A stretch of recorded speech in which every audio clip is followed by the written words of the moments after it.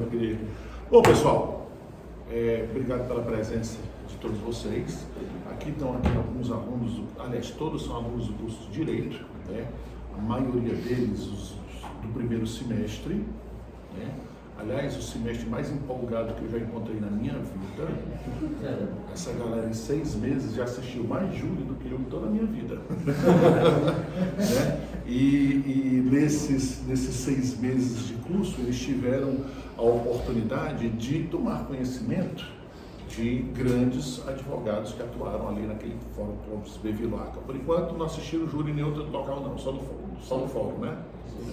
E evidentemente que o nome de vocês, tanto do Talvani quanto do Sandro, foram nomes muito veiculados, né? Não só pelo caso da Chacina do Curió, né? A Chacina do Curió meio que coroou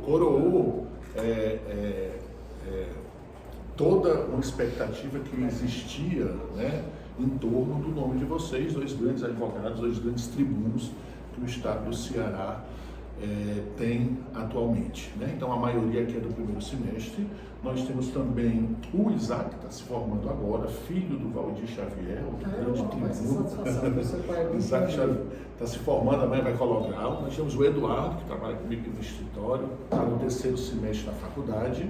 E tem a Giovana e o Isaac, eles fazem parte do projeto que eu tenho lá no FAO, o meu primeiro júri. Certo. Aquele projeto que eu sempre, depois eu descobri que eu copiei, né? Lembra quando aquele evento lá no Piauí, e tinha Paraíba, né? Aí, tinha uma galera lá do Piauí, né, que tem um projeto exatamente com esse nome. Eu juro que quando eu fui colocar o nome, eu não tinha lembrado disso. Mas devia estar na minha cabeça, lá no inconsciente, né? Tanto é que quando eu lancei o nome, ele falou: doutor, nós temos um projeto assim. Vixe, eu morri de vergonha, eu acho que eu copiei na cara dura. E foi, mas não foi na cara de pau, não. Estava lá no inconsciente. Mas você levar os alunos para fazer o primeiro júri, o nome invariavelmente tem que ser o meu primeiro júri, né? O Isaac já estreou no Tribunal do Júri. Um processo que ele fez. Eu vi pelas redes sociais. Né? E a Giovana ainda não, mas em breve nós iremos colocar em prática. Nós já tínhamos, no projeto nós tínhamos 10, né? 10 alunos. 9. São 9. Né? O Isaac já participou antes do projeto ser colocado em prática. 2 já atuaram no projeto e nós temos aí alguns processos em andamento. Aliás, eu gostaria de pedir a vocês dois, quando tiver um processo legal e tudo mais, para que os alunos possam participar, porque é interessante, a gente não quer participar só da Defensoria Pública não, porque é interessante, a maioria dos processos são de lá, mas saber que estão sendo recebidos por advogados do quilate de vocês é muito importante. E eu chamei vocês dois aqui, nós estamos aqui numa subsede da Universidade de Fortaleza. Hoje, infelizmente, a gente não pode fazer o encontro lá, porque estão passando por uma faxina, porque amanhã vai ter colação de grau. Nós estamos excepcionalmente fazendo aqui na sede do meu escritório para falar do Tribunal do Júri, que é uma paixão em comum de todos nós aqui. Bem-vindo, Talvani, bem-vindo, Sandro, muito gratão pela moral que vocês estão me dando. E aí, como é ser advogado do júri? Em primeiro lugar, eu quero externar minha alegria, doutor Armando, de ter recebido um convite muito especial. Me sinto muito honrado, né, de fazer parte deste momento da formação acadêmica de cada um dos senhores alunos. Saiba que, para a gente, o que é mais gratificante na nossa carreira é isso, é esse reconhecimento de um trabalho que a gente tem iniciado através de um caminho espinhoso, mas num solo firme, porque a gente fica muito preocupado nos dias de hoje, sobretudo com esse território da internet.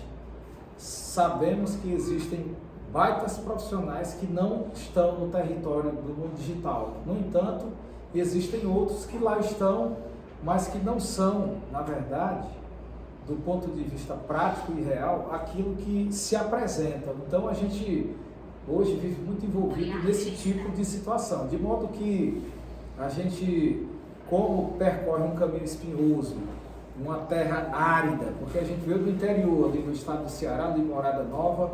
Em primeiro lugar, eu iniciei naquela cidade, daí fui ganhando... Você é formado por onde? Sou formado na Unicatólica, de Quixadá. E daí eu fui ampliando aos poucos, fui fazendo júri em Limoeiro do Norte, de Limoeiro ampliou-se para Russas, de Russas surgiu Aracati, de repente estava fazendo júri já em Quixadá, Xeramobim, aí começou Itapiúna, de modo que quando surgiram as oportunidades de vir para Fortaleza, foi efetivamente o local onde eu vislumbrei a possibilidade de aqui dar um salto maior. E daí, como foi que começou a minha trajetória? Nós começamos inicialmente fazendo uma série de lives, porque o nosso entendimento, doutor Armando, quem não está no mundo digital, infelizmente está morto, está apagado, a verdade é essa. E daí, a cada live que a gente fazia, ia convidando... Mas quando foi a primeira live? Já está com 2 anos da primeira live. Paramos agora por conta... Foi na pandemia? Isso foi. Aproveitou a pandemia, né? Aproveitando a pandemia, daí a gente foi fazendo lives com os maiores tribunos deste país. Daí pegamos o Raul ali em Recife, pegamos o doutor Sandro, e daí pegamos outros advogados de Minas Gerais, de São Paulo, Rio de Janeiro, aqui do estado do Ceará. O doutor Sandro, nós temos uma parceria aqui há 2 anos. Ah, não sei se são amigos recentes. Recentes, viu? Aí nos conhecemos da seguinte maneira: o Sandro fazendo júri lá no Pernambuco, gostei do estilo dele, porque me identifico muito com essa combatividade, a imponência que o doutor Sandro tem, e assim eu convidei. Quando no primeiro encontro foi aquele casamento, aquela amizade o doutor Sandro é um grande ser humano, pessoa realmente muito solícita, muito disposta a ajudar, e a gente daí desencadeamos outros projetos.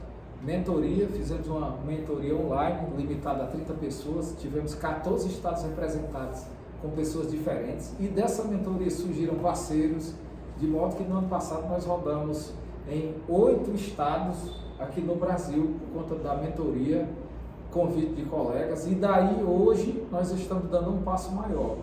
Vamos lançar um curso agora de Tribunal do Júri, uma produção bem mais elevada, e daí vamos lançar a 2ª edição da mentoria, porque surgiu... Mas vai ser um curso online ou presencial? Vai ser um curso digital, gravado, perpétuo, aquele que nós teremos sempre à disposição para que as pessoas possam, na verdade,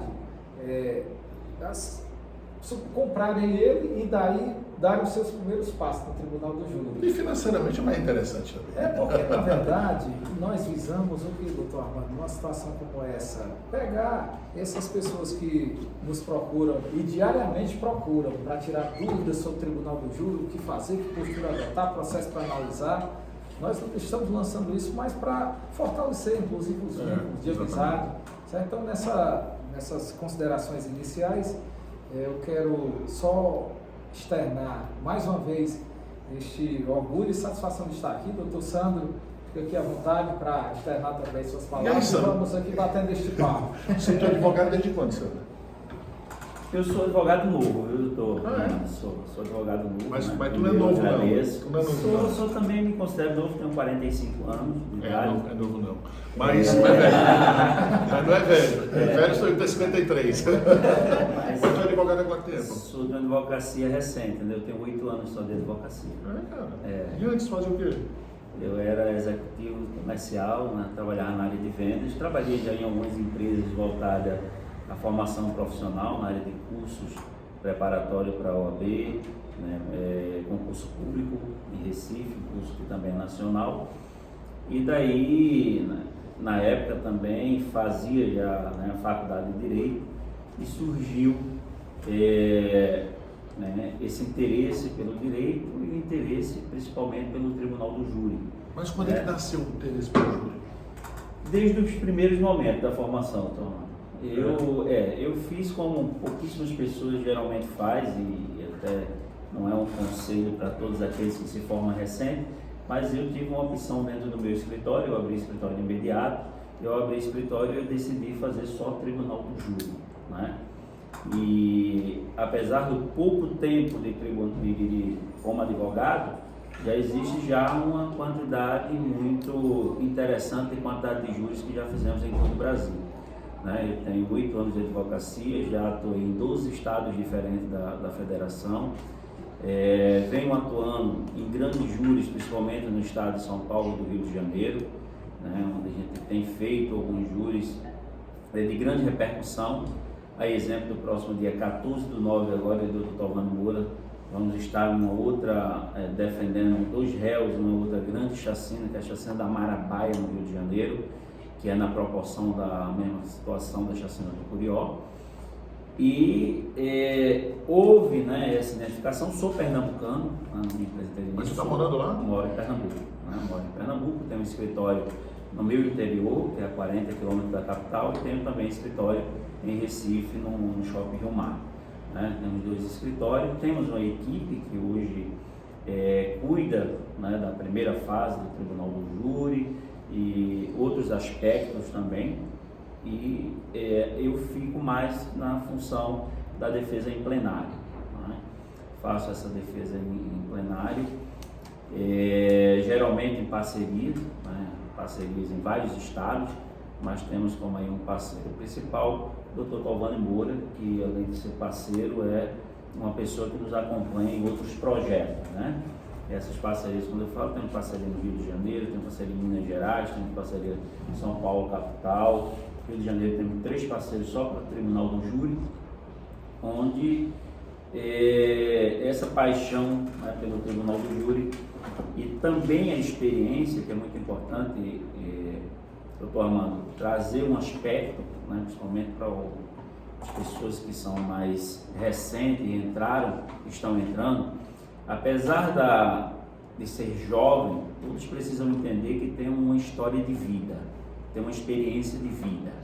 E quando a gente fala, e eu digo, 8 anos como advogado, que tem uma proporção dessa nacional, com mais de 300 júris, né, com reconhecimento nacional hoje, e ser citado como um dos principais tribunos do Brasil, isso está atrelado não só à advocacia, mas eu vim de 20 anos de uma área comercial, quando eu era executivo comercial, sempre trabalhei ministrando palestras, treinando pessoas para vender cursos, vender produtos e vender a sua imagem.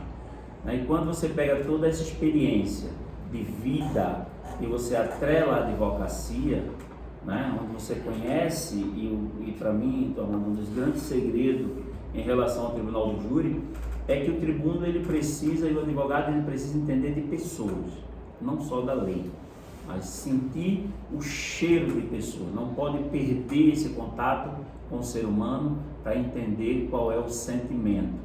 E hoje a gente ministra algumas palestras pelo Brasil afora e faz questão de direcionar e trazer esse aspecto, porque às vezes a gente foca muito no processo, foca muito no estudo e esquece de conhecer o sentimento humano. E quando você vai para o Tribunal do Júri, você precisa convencer pessoas. E pessoas têm um convencimento através de sentimento, de outras técnicas, que durante o nosso bate-papo aqui a gente vai trazer também. Sandro, há 8 anos você está atuando, porque eu sou tribuno do júri, puta que pariu, há 30 anos. Não há mais, né? Porque o meu primeiro júri eu fiz como... Tu fez já como advogado primeiro? Não, já mais ou menos no 8º, 7º período ali. Tu fez primeiro como advogado? Só como advogado. Né? No meu primeiro eu fiz um 5º semestre da faculdade, eu acho. Engraçado, eu estreiei na mesma semana que o Valdir, pai do Isaac, estreou. Ele estreou na segunda-feira ou na terça-feira e eu estreiei na quinta, na Defensoria Pública. Né? E eu noto, de lá para cá, são 30 anos de estrada, né, que o júri não mudou nada, mas mudou muito o jurado. Tá entendendo? A experiência de vocês é mais recente. O que o Sandro falou aqui, pessoal, é muito importante vocês se tocarem. Não importa o que vocês vão ser daqui a 8 anos, daqui a 30 anos, daqui a 50 anos. O que vocês serão daqui a 50 anos, o que vocês estão vivendo hoje é muito importante. Está entendendo? O que vocês viveram até aqui é muito importante. Ou seja, tudo que você constrói, toda a bagagem intelectual, de estudo, de respeito que você goza entre os colegas, isso vai repercutir 5 anos depois, 10 anos depois, 30 anos depois, 8 anos depois e tal. Quando ele disse assim, eu sou advogado há 8 anos, mas eu tenho experiência na executiva de 20, né? Isso aí ajudou a ele, tá entendendo? A forma dele ter agido de maneira ética, leal, responsável. Então, tudo que a gente faz, desde o primeiro, antes até, mas especialmente no primeiro dia da faculdade, isso vai ser importante para você no futuro. Portanto, não esqueçam disso, essa lição muito preciosa. Se você começa a fazer besteira desde o começo, você vai ser marcado por isso.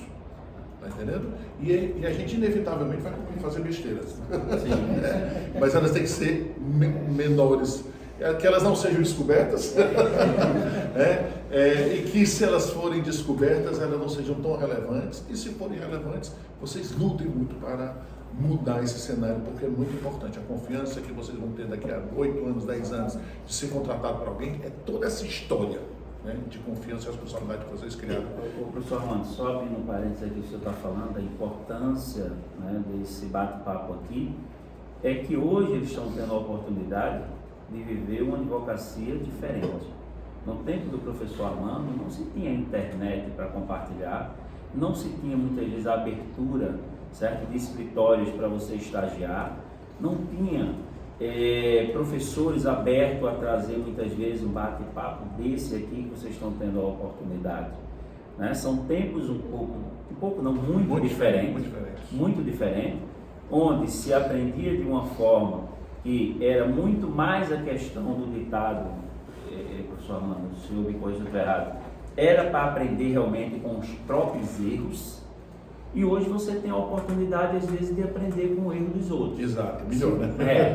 Exato, né? E o custo é menor para você, o desgaste emocional, o desgaste profissional, quando você vê alguém, e no caso, a forma que o professor falou aqui, vocês já estão indo para o tribunal do júri, e às vezes você identifica, alguém errou daquela forma e diz, opa, para a minha vida eu não quero isso.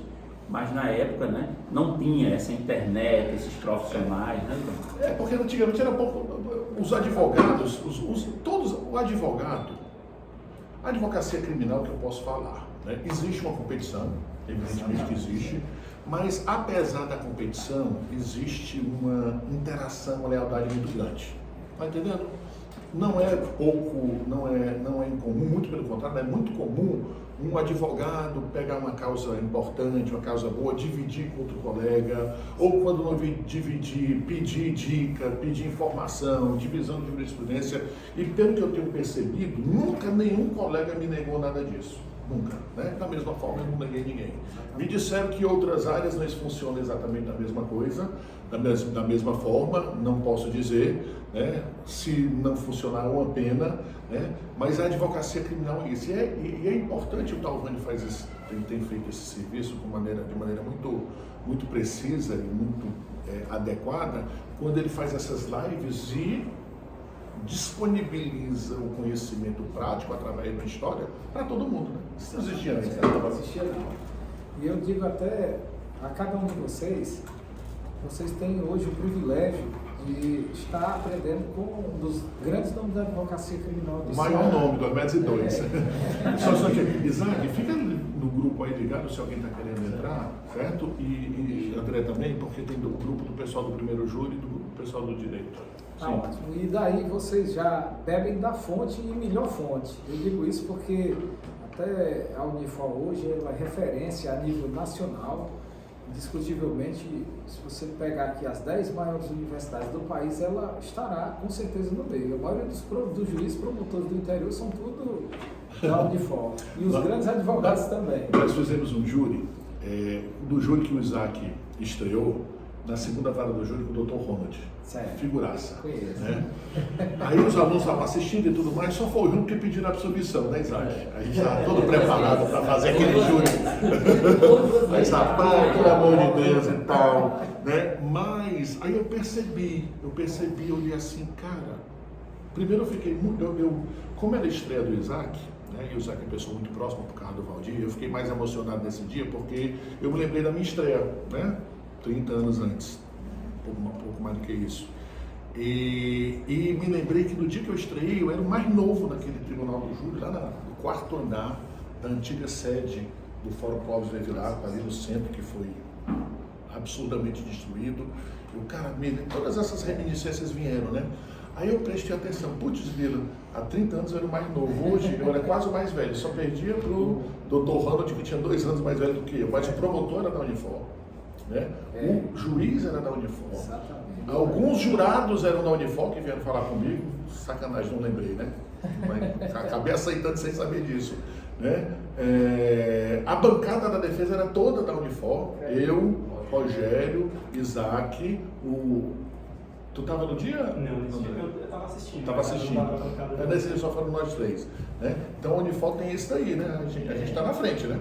Exatamente, é um grande diferencial e digo a cada um de vocês que hoje os grandes nomes que a gente se inspira, certo? Eu como advogado de nova geração também com 9 anos na carreira, uma carreira ainda infantil, mas graças a Deus muito dedicada. Digo a vocês que a gente olha com muito orgulho para a figura do Dr. Hernando Uchoa, o Rogério, né? O Rogério Feitosa, o Dr. Armando, o Valdir Xavier, o próprio Paulo Quesato. A gente percebe o Ceará, eu tenho muito orgulho de dizer isso, os maiores tribunos, indiscutivelmente em termos de retórica pesada, estão no estado do Ceará. E a gente às vezes até se decepciona, porque a gente atribui muito valor em algumas pessoas de fora e de repente quando a gente vai provar, a gente de um certo modo é possuído de uma frustração. E aqui a gente não precisa declinar nomes, porque às vezes a nossa geração hoje está sendo contaminada com aquele pensamento errado de que o advogado bom é o advogado agressivo, o advogado brigão, o advogado mal educado, quando na verdade é um entendimento completamente errado. Nós temos que ser altivos sem ser arrogantes, nós temos que ter maturidade, inteligência emocional, sobretudo, para que a gente possa, neste trabalho de convencimento, conquistar o conselho de sentença. E não se admire. Os promotores de hoje, eles estabelecem relacionamentos pessoais com os jurados. Eu fico absurdamente extasiado quando a gente ouve determinadas pessoas chegarem para a gente e dizer, olha, comarca tal tem grupo de WhatsApp. E teve deles que até mostrou uma mensagem uma vez para mim apartada e disse, hoje nós vamos meter o pau em quem? Ele mostrou um grupo que tinha, inclusive, confraternização dos jurados no final do ano, junto com o Ministério Público. Isso é um absurdo. Então você analisa esses aspectos e quando chega um advogado, via de regra, que é de fora, e o promotor se utiliza de argumentos de autoridade, eu estou aqui nessa comarca há 20 anos, há 30 anos, vocês me conhecem, quando é para pedir absolvição eu peço, quando é para pedir condenação eu peço. Isso dói no coração, não dói? Exatamente. E o advogado tem que ter, na verdade, habilidade, inteligência emocional e argumentos pontuais, precisos, para se reverter essa situação, que por vezes é muito injusta.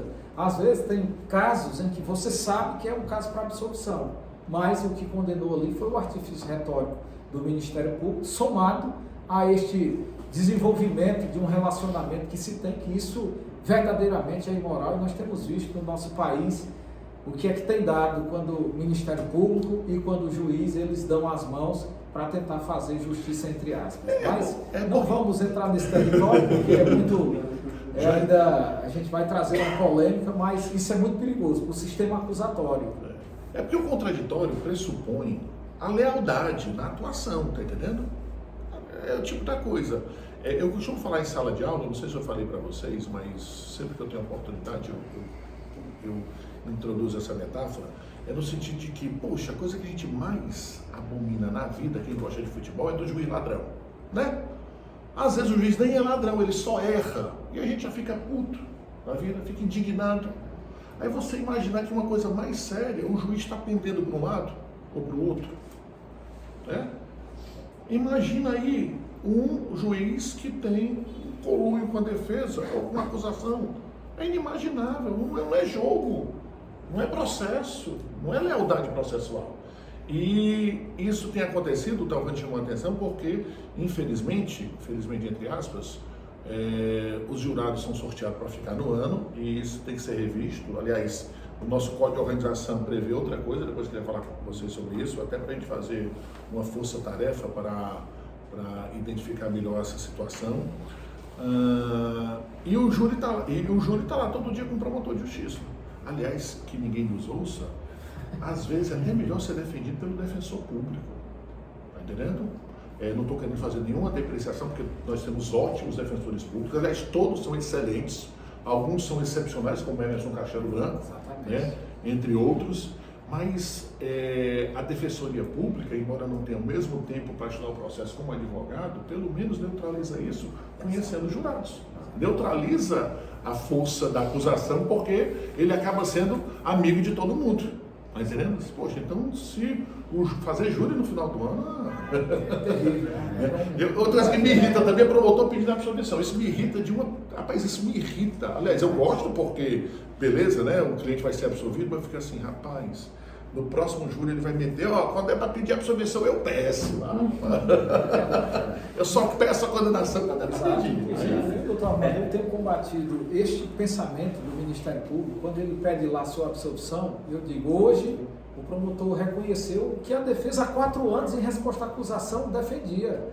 O promotor de justiça passou o cliente 4 anos preso para ele hoje reconhecer que a defesa acertou e pedir absolvição. Doutor, o senhor pode, inclusive, pedir desculpa a ele aqui hoje, porque o senhor errou desde o início, porque o senhor poderia ter pedido opinado para que se aplique medidas cautelares ou, inclusive, até revogação de sua prisão, e não fez em momento oportuno. Então, você está vendo aí como é bacana, a gente tem que trazer sempre e tirar o Ministério Público do epicentro do debate dele, da razão dele, do argumento de autoridade e trazer para o campo defensivo.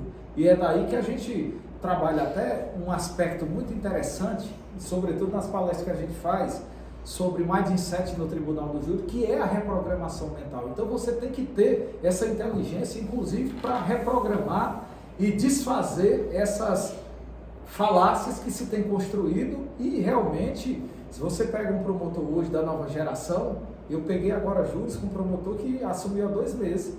Ele esquece completamente do processo e a sua acusação é só ataque à defesa. Lamentavelmente. A gente passa por isso. E como é, Sandro, que tu está tentando neutralizar essa ação do Ministério Público? Outra coisa, como é que tu consegue segurar a onda? Porque às vezes, pessoal, né, a Sara e o Pedro já atuaram, né? Os Lucas, o Isaac, o Renan, o André fizeram lá o júri simulado, né? E na hora H a gente fica, né?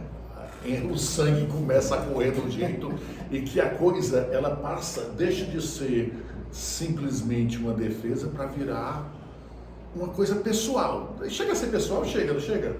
Porque a gente está tão envolvido com o cliente, né? E às vezes a gente fica com a irritação muito grande e perde o controle. E perder o controle é sempre muito ruim. Tem mais. Como é que tu segura a onda, sabe?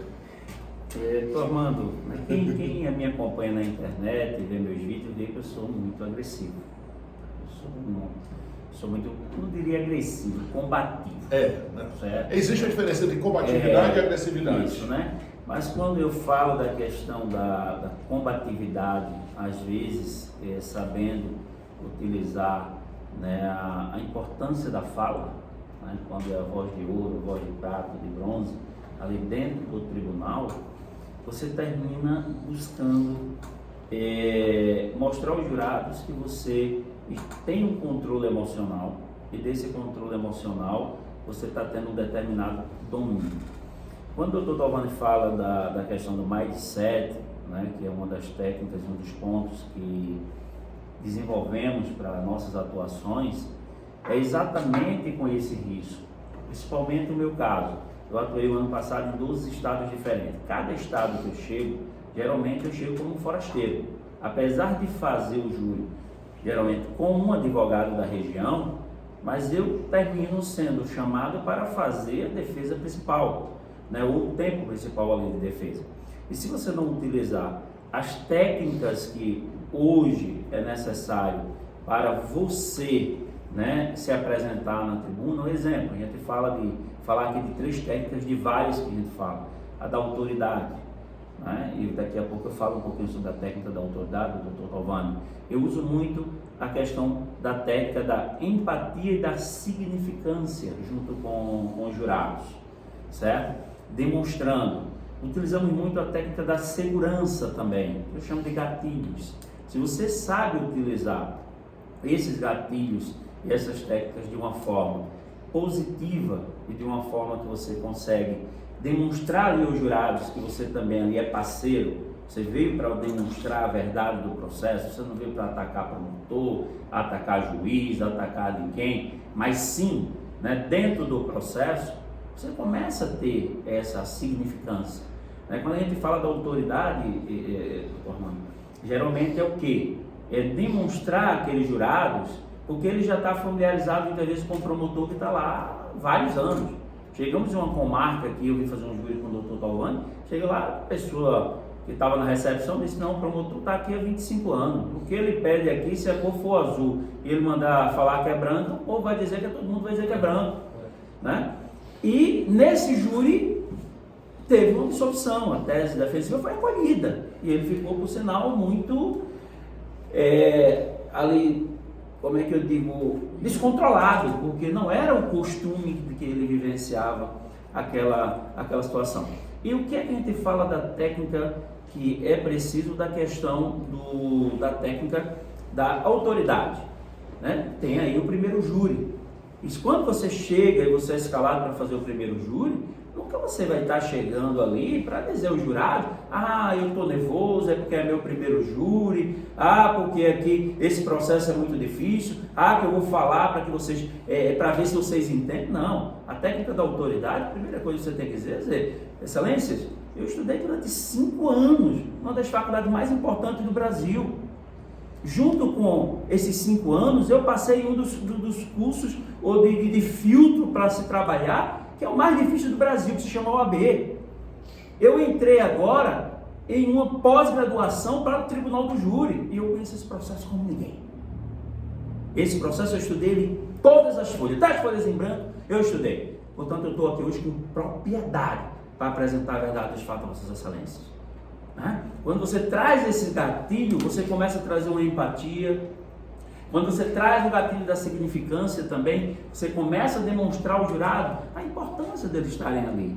São os senhores que são juízes de fato. É para os senhores que essa prova hoje vai ser destinada.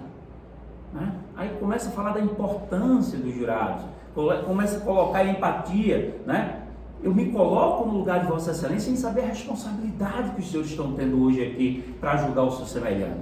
Ou seja, o que vem suprir é essa situação. E dentro de um ponto, professor Armando, que o senhor falou aí, e que hoje é muito utilizado e que a gente deixa como conselho para todos aqueles que vão para a tribuna, é que não adianta querer aumentar a voz, precisa melhorar o conhecimento, certo? Gritar no plenário é coisa que muitas vezes foi do passado. Tem momentos que se precisa gritar e precisa. Às vezes, em uma questão mais específica, uma coisa que você sabe que aquilo dali, você precisa trazer o domínio novamente para você, com a linguagem corporal. Saber quando você impõe a fala, de que forma você precisa estar com a mão.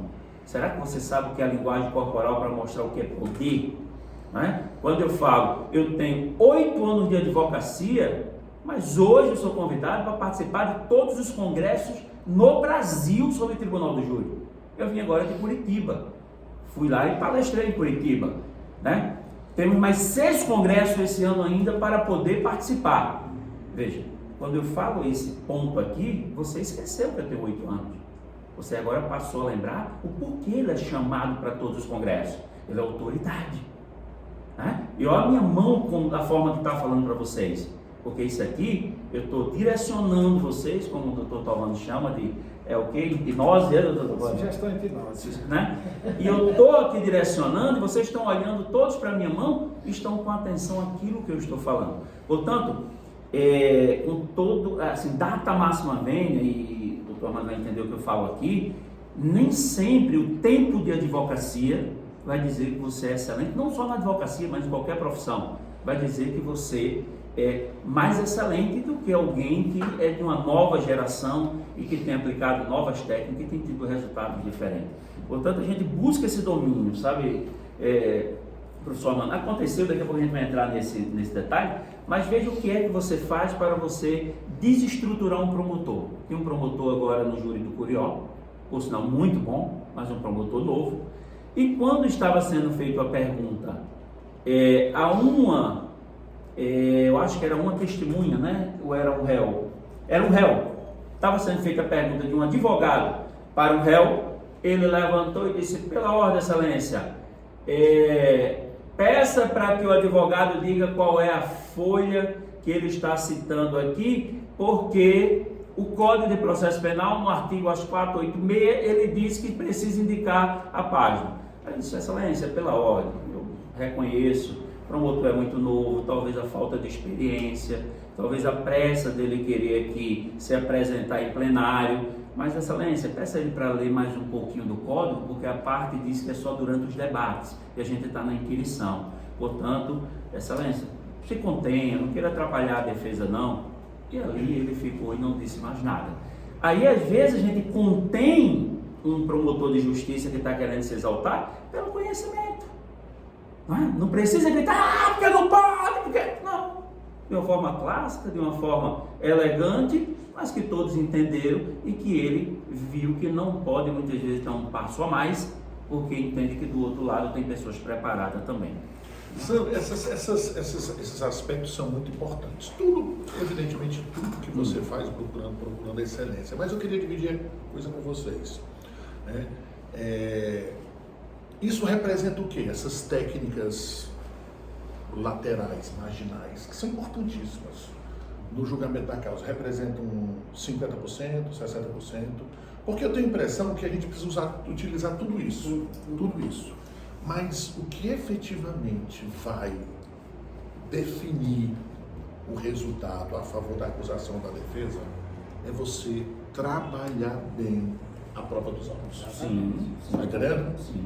Como se portar, como se apresentar, a maneira de você utilizar a voz, subindo, descendo, a intensidade, né? Como você deve se postar. Isso é importantíssimo. Exatamente. Está entendendo? Mas se você não souber mostrar a prova dos autos para o jurado, não adianta nada disso. Adianta. Não adianta nada. No entanto, nós temos aqui algumas situações, porque é um conjunto de coisas.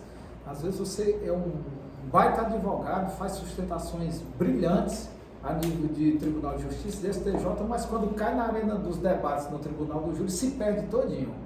Então, vejam bem, tudo isso que o Dr. Santos falou, dos gatilhos, da autoridade, significância e outros, são no mínimo aqui uns 10 gatilhos que a gente utiliza, certo? A gente utiliza de PNL, programação neurolinguística, de sugestão hipnótica, né? Quando eu falo sugestão hipnótica, não é dizendo que você vai hipnotizar os jurados, é que você tem que trazer ele para aquela cena, para ele sentir o que foi, os sentimentos que foram ali perquiridos por ocasião daquele fato criminoso. É você trazer ele e fazer ele se lembrar que ele é humano e que naquela situação ele também poderia ter sentido aquela mesma paixão ou violenta emoção que desencadeou no crime. E daí, doutor Armando, isso daqui eu combato muitas vezes e rebato aquela fala do Ministério Público com um argumento científico. Esses dias a gente fez um júri lá em Calcaia e este júri tinham 2 testemunhas de viso, aquelas que disseram que presenciaram o fato. Havia a vítima sobrevivente apontando para os clientes que foram eles que atiraram. E daí como é que você desconstrói uma situação dessa? Apresentamos uma tese de negativa de autoria que foi acolhida e nós absolvemos os 2 clientes. Mas eu vou explicar como foi. Meu livro de cabeceira hoje é o livro da defensora pública aqui do estado do Ceará, a doutora Lara Teles, prova testemunhal no processo penal. E lá ela fala sobre o filtro de análise da prova testemunhal. E são 8 filtros, 8 parâmetros para que se analise e dê, na verdade, a credibilidade ao depoimento. Se este depoimento não passar por este filtro, ele é imprestável do ponto de vista processual. E daí, como nós percebemos que havia uma flagrante contradição e um grau também de amizade entre as testemunhas e a própria vítima, que foi tirado tudo na internet, foto deles juntos, a gente juntou no 479, e lá eu falei do filtro credibilidade, ou seja, da análise, né, da prova testemunhal neste filtro, credibilidade, falei de confiabilidade, falei de consistência e coerência, que é a ausência de contradições, e falei de filtros de falsas memórias. E na análise desses filtros eu demonstrei que aqueles depoimentos eram imprestáveis, que eles não autorizariam a condenação porque eram eivados de contradições. E daí, quando eu fui atacar, obviamente, o depoimento da vítima sobrevivente, ela dizendo que tinha sido fulano, eu fiz um raciocínio muito simples. Olha, se você imagine o que é que uma pessoa sofre, o estresse pós-traumático, quando ela recebe um tiro. Em primeiro lugar, a vítima, não teve condição sequer de identificar quem atirou nela, porque foi de inopino. Quem chega para atirar não chega dizendo, ei, eu vou atirar em você. Ao contrário, ele chega, puxa a arma e quando a pessoa ouve o estampido já está atingida.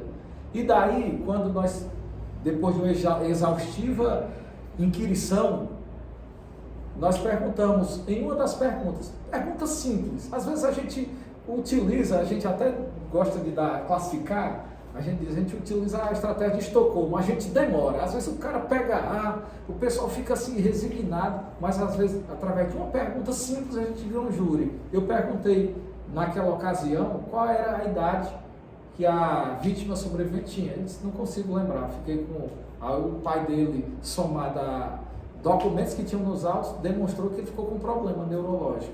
E no primeiro depoimento dele, ele não apontou para as vítimas, ou seja, para os réus que estavam sendo apontados como autores do delito. E daí eu demonstrei que existe um estudo americano chamado Positivity Information, que é o que se chama de contaminação pós-fato, e esse livro tem tudo isso, certo? Eu mostrei que o contato que a vítima sobrevivente tem com informação pós-fato, que é aqueles boatos que se comenta. Quem foi? Eu acho que foi fulano de tal. Aí entra na história do telefone sem fio. Mas sem prova, só testemunha de ouvir dizer. Aí daí eu joguei para os jurados. É com base nisso que vocês querem condenar esses homens? E a tese de negativa de autoria foi acolhida com base num argumento científico, substancioso e sólido. Então estou falando aqui por alto, doutor Armando. Não, claro, perfeito. Mas eu queria fazer uma pergunta para ti. A que você atribui dar certo nesse caso e no outro caso que cabia a mesma argumentação, você apresentou uma argumentação e não deu certo? Olha, acontece isso, não acontece? Muitas vezes. Olha, por quê? Tem júri que você sai, rapaz, hoje aqui a vitória é maior do mundo, você toma 4-0 ali e acabou. Você tem outros que dizem, rapaz, isso aqui hoje é difícil, vai dar condenação. Quando abre, está absolvido. É porque depois que termina o júri eu fico com impressão, cara, eu acho que eu consegui a absolvição por causa disso, por causa daquilo outro e tal. E na verdade é difícil a gente identificar por quê. É difícil, né? É demais. Na verdade deve ser certos momentos ali do júri foram importantes, né? E é muito importante, pessoal, não sei se eles concordam comigo, fique à vontade para discordar, mas cada mini vitória no júri tem que ser demonstrada. O que são mini vitórias que eu conceituo? A resposta do testemunha, que é muito positiva para você, tá entendendo? Você tem que, de alguma forma, demonstrar que aquilo ali foi positivo para você. Porque você vai criando confiança e passando aquela confiança para os jurados, e os jurados vão se contaminando, tá entendendo? Toda mini vitória que acontece durante um júri é importante, e isso eu faço de maneira, hoje em dia, naturalmente, de maneira espontânea, já não penso nisso, né, depois de 30 anos, mas é muito importante, toda vida que uma testemunha responde o que você quer dizer, você demonstrar que está comemorando, que está feliz, porque você vai somando uma coisa com outra, com outra, com outra. No final das contas, o seu cliente foi absolvido, não foi por um argumento, não foi por uma colocação, não foi por conjunto da obra. Verdade. É muito importante, Tomás, que você está falando aí, e o ponto, né, chave dessa grande dúvida em relação, porque o argumento dá certo nesse local e não dá nesse local. Aqui eu abro dois parênteses. Será que não deu certo porque é o tribuno que não conseguiu identificar a sensibilidade dos senhores jurados? Ou é realmente que não foi apresentado da mesma forma, muitas vezes pelo excesso de confiança? Aí eu abro dois parênteses aqui nesses pontos aqui. Primeiro ponto. Quando eu falo hoje de um conjunto de conhecimento que nós precisamos adquirir para estar no tribunal do júri, é realmente um conjunto de conhecimentos. O tribuno ele já tem que ter a obrigação de conhecer o processo e de conhecer a lei. Isso aqui é indispensável. Agora, e os conhecimentos a mais que a tribuna solicita? Será que ele está adquirindo? Um exemplo, a gente tem um livro hoje, muito fácil na internet, que se chama O Corpo Fala. E aqui, ao eu falar, eu analiso aqui o aspecto de cada um. Eu entendo aqui, pelo menos pela minha experiência, quais são as pessoas que estão mais à vontade aqui dentro da sala, as pessoas que estão entendendo e está aqui assimilando tudo aquilo que está falando, outras pessoas que estão ouvindo, mas que está trazendo uma dúvida e está externando pelo seu inconsciente, e o tribuno precisa saber de todos esses pontos. E esse ponto ele é fundamental. É por isso que muitas vezes diz assim, poxa, mas essa tese aqui, o caso era muito idêntico, a forma era muito idêntica. Era, mas tinham 7 pessoas diferentes. E essas pessoas diferentes, você consegue identificar quando você aumenta a sua voz e você fala, se ela volta na cadeira ou se ela dá um passo à frente para saber se está aceitando? Se ela dá aquele sorriso, que não é um sorriso de comunicação com a boca, mas ela dá um sorriso com a janela da alma, que é os olhos, que ela faz. Você precisa entender esses fatos. Isso são fatos e fatores que é hoje indispensável para aquele que entra dentro do tribunal do júri. E, doutor Armando, com muito treino, porque são frações de segundos para você ter que identificar, porque você não tem o tempo de parar na frente do jurado de 5 minutos e dizer, será que ele está gostando do que eu estou falando? Não, né? É reflexo, são atos reflexos que a gente fala, e esse reflexo, eu falo também na questão da palestra que, apesar da nossa mente, do nosso cérebro não ser um músculo, mas ele precisa ser exercitado, precisa de exercício, porque a partir do momento que você faz muito exercício com ele tem ato reflexo em saber que quando você está em uma determinada situação, ele de forma inconsciente manda resposta para o seu consciente e você vai agir de uma forma que você vai convencer. Tem um outro ponto aqui, só para eu fechar esse raciocínio e passar para o senhor, que hoje a importância é tão grande, mas tão grande, de se analisar os jurados, que temos várias empresas hoje no Brasil que faz o estudo dos jurados, certo? Eu gosto de fazer particularmente vários júris no Rio de Janeiro e em São Paulo. É uma realidade, o que eu vou dizer aqui, até pelo poder financeiro, certo, das pessoas, em poder contratar determinados profissionais, que ele vem e ele vai ajudar naquela análise. Portanto, empresas que fazem análise dos jurados, e aquelas análises ali são análises básicas, análise do que consegue descobrir, ou que seja pelas redes sociais, uma cor que ele gosta, uma frase que ele colocou, não é? Eu já tive júris, o exemplo do Rio de Janeiro, de eu saber que uma pessoa botou lá nas redes sociais que a pior coisa do mundo que existe é você ser injustiçado sem cometer algo. E quando eu fui, já no finalzinho do júri, eu olhei nos olhos dela e disse, só imagina como é ruim ser injustiçado. E esse homem hoje está sendo injustiçado. Começou a cair lágrimas dos olhos dela e eu disse, eu espero que esse homem hoje possa ser devolvido para a família dele não ser injustiçado. Ou seja, ela sabia a dor, mas eu identifiquei através de um estudo.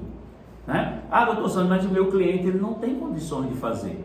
Você tem que ter um tempo para você fazer. Quer ser excelente? Quer fazer diferente? Não quer ser só mais um? Meu amigo, tem que fazer a diferença. Né? Portanto, esse aspecto do estudo dos jurados e você se qualificar cada vez mais para buscar esse diferencial é fundamental e indispensável hoje para ser um grande profissional. Talvani, vamos falar agora sobre o júri do Curió. Tá certo. Né? Não, primeiro de tudo, foram quantas horas de votação? Foi um dia. Começou que horas? Começou por volta de umas 9h30, terminou... A votação em si terminou que horas? Terminou de madrugada, não foi? Não, a colheita dos votos? Mas foram 340 séries de quesitos, porque eram 18 crimes imputados. E para cada Aí começou 9 horas da manhã, com a leitura da sentença, foi às 13 horas. Não, mas de colheita de voto, aí depois para fazer a sentença, quanto tempo? Porque enquanto estavam fazendo a sentença, vocês tiveram que ficar lá. Tivemos. Nós saímos... Foram quanto tempo só para fazer a... 2 da manhã, foi isso? 3 da manhã. Mas vocês ficaram quanto tempo só esperando, porque a sentença... 2 horas a sentença. Já estava pré-fabricado, com certeza. Já estava... Começou 9 da manhã, terminou 3 horas da manhã, com 2 horas de horário para fazer a sentença. Ou seja, esse horário todinho de 9 até umas Meia-noite, mais ou Eles menos. abriram mais ou menos Só votação. E vocês ficaram lá com o celular? Não deixaram vocês ficarem com o celular? Não, tiveram que Justo, né? recolher, né? É. E daí... Me pareceu uma decisão adequada, né? Exatamente. E daí, ainda, por incrível que pareça, nós conseguimos ainda 2 votos favoráveis diante disso. Por quê? Porque o julgamento ali, na verdade, certo? Vai ficar gravado isso daqui, mas a verdade tem que ser dita. Foi uma verdadeira farsa. Eu digo isso porque é um tribunal de exceção. E ache ruim quem quiser, porque a postura vergonhosa que teve o procurador de justiça de um dia antes para uma rede social do Ministério Público para pedir a condenação daqueles homens. O meu cliente foi absolvido pela CGD e falo isso com muita indignação, porque não se tinha provas e aquilo dali, o Ideraldo Amâncio. O que se tem é o quê? Uma foto de um fotossensor 1 hora antes das matanças, a 10 quilômetros do local, para ser mais preciso, 9 quilômetros e 800 metros, no sentido contrário.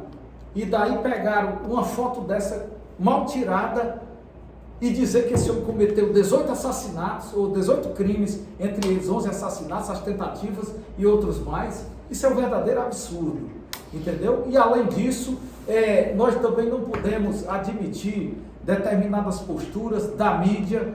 A gente dava 5 minutos de entrevista, ela apresentava 10 segundos, e de repente, num tribunal daquele com 4 réus, a gente ter 37 minutos e 30 segundos para você apresentar 10 mil páginas, 900 ofícios que foram enviados, 420 oitivas de testemunha, para você dizer que isso foi um julgamento. Isso não foi um julgamento não, ao contrário, isso foi um tribunal de exceção que foi montado para condenar aqueles homens. E nunca se viu na história do Ceará você falar em execução provisória, de imediato o camarada sai preso estando em liberdade, mas infelizmente aconteceu aqui. E todo mundo quer ganhar um lucrinho com a desgraça dos outros. Aí a gente vê determinadas instituições aí bradando como se os policiais fossem as verdadeiras bruxas, quando na verdade morreu um policial assassinado covardemente. Aí quer dizer que todo mundo agora que foi lá e outros, a maioria, decidiram não fazer parte de nada, foram para suas casas. Essas pessoas têm que serem condenadas e levar 275 anos. Como é que foi o caso? Me explica. Eu só sei. Morreu um policial. Um policial. O policial foi morto. Nesta noite. E reuniu-se alguns outros policiais para dar aquele apoio, solidariedade, que foi o que aconteceu. Chegou todo mundo na base do crack. Certo? Muitos foram embora. Depois da morte desse policial, uma galera se reuniu com uma galera de policiais para prestar solidariedade. Exato. Quantas pessoas? Muitos deles, rapaz, segundo a boca miúda, uns 45, mas pessoas. Suspeitos que houvessem muitos, mas talvez uns 100 policiais, a verdade tem que ser dita. 100 policiais foram prestar solidariedade. Exato. Evidentemente, se um colega da faculdade morre em algum canto, vai a galera vir, né? Isso não tem nada de errado. Exato. E o que causa... Aí depois disso aí, uma galera foi para casa, a maioria foi para casa. Depois disso daí, o camarada chegou, uns rapaz, vamos fazer aqui, mandar aqui, botar para quebrar aqui, para respeitar a polícia. Uns disseram que vamos lá e se associaram com a Polícia Civil, que não tinha nenhum policial civil indiciado, mas está comprovado através de laudo que as cápsulas também eram do lote destinado à Polícia Civil, mas não tem nenhum policial civil. Eu só sei que, para resumir a história, muitos desistiram de praticar a ação, mas só o fato de terem ido até lá estão hoje sendo jogados no holocausto como se fossem verdadeiros monstros. O Ideraldo Amâncio sequer foi lá. O Ideraldo Amâncio negou a todo instante. O carro, lamentavelmente, que lá estava, não era o carro dele, e passou nesse fotossensor e descobriu-se que esse carro foi periciado lá na cidade de Massapê, e a dona deste carro passou realmente naquela circunscrição e 10 quarteirões antes, num total de quase 10 quilômetros, uma foto de fotossensor no sentido contrário, 1 hora antes das matanças, aplicar 275 anos de pena no Ideraldo Amâncio. Isso é justiça?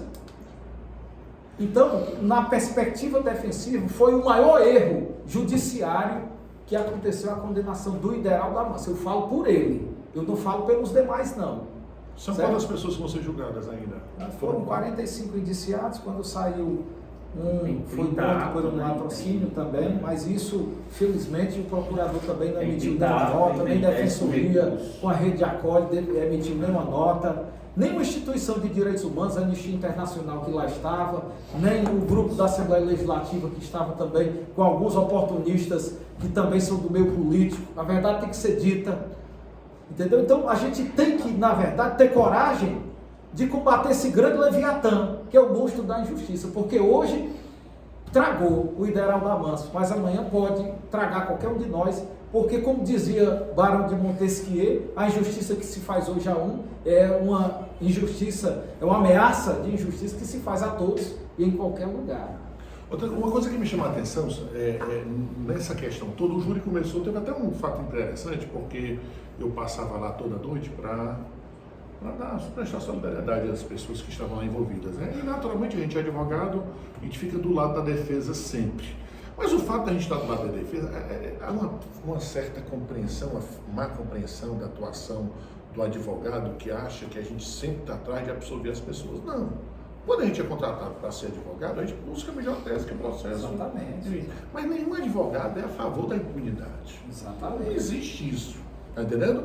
Nos processos que a gente atua, naturalmente a gente vai procurar o que é melhor para o nosso cliente, que muitas vezes é um pedido de absolvição, eventualmente a retirada de qualificadora, o reconhecimento do homicídio privilegiado, enfim, alguma coisa nesse sentido. Mas advogado nenhum tem o prazer da impunidade, né? E na verdade o que aconteceu nesse caso foi um grande absurdo. As pessoas que cometeram esses crimes precisam ser condenadas, não há dúvida sobre isso. Mas desde que existam provas suficientes e válidas para tanto. Exatamente. Tem que ter prova válida, e tem prova válida, primeiro de tudo, e convincente. Porque senão vira. E o que me chamou a atenção é que o júri começou na segunda-feira. Terça-feira. Começou na terça-feira. Ah, interessante que eu estava lá, né? Não, qual foi o júri? Não, isso foi outra vez, O outro fato aqui, eu te conto já. Começou na terça-feira, quarta, quinta, os debates foram quando? Sexta-feira. Foi sexta-feira. Ou seja, toda uma movimentação, todo mundo em torno disso, ouvindo a galera indo lá, não sei o que, cansativo, coisa chata, depoimentos, né? E o momento principal era os debates. E 2h30 para acusação e para defesa, pessoal. 37 minutos e 30 segundos, para ser exato. Isso não é. Você faz de conta. Você faz de conta. Porque o momento principal de um processo são os seus debates. Está entendendo? O momento principal do processo é o momento da discussão da prova. Exatamente. Que no processo do juiz singular são as alegações finais escritas, os memoriais escritos, né? Eventualmente orais, né? Mas geralmente escritos, quando o processo é mais complexo. E no júri são os debates. Então você não pode achar que num processo com 10 mil páginas, você vai ter 37 minutos para defender o seu cliente. Não dá. Para mim, sinto muito dizer, mas é um faz de conta, um processo faz de conta. E saber que o Ministério Público não foi a réplica por estratégia, me dói mais. E foi um ato completamente... Está entendendo? Porque, poxa, você está ali para ganhar o júri ou para discutir o processo? Exatamente. Né? Dentro desses fatos aí, muito importante, né, as colocações que foram feitas, 2 pontos.